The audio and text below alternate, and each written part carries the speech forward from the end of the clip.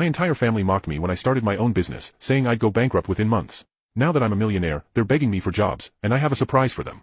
I come from a family of public servants.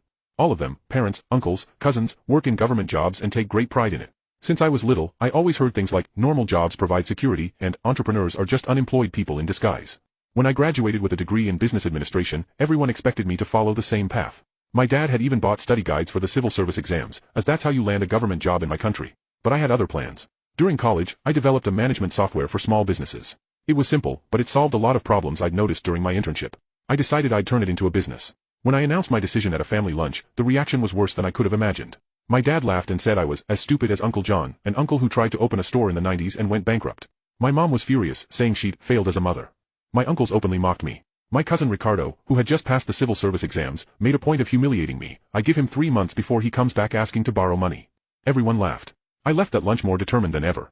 I sold my car, a graduation gift, rented a tiny office in a cheap commercial building, and got to work. The first few months were rough. I lived on instant noodles and coffee, working 16 hours a day. At every family lunch, which I still attended to avoid worrying my grandmother, I had to endure jokes about when I'd come to my senses. 6 months later, I landed my first big clients. The software started gaining traction. Companies began recommending it to one another.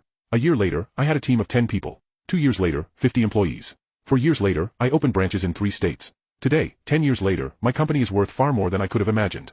I have over 500 employees, offices nationwide, and we're expanding internationally. And then, the economic crisis hit. Click on share, and more, for part 2.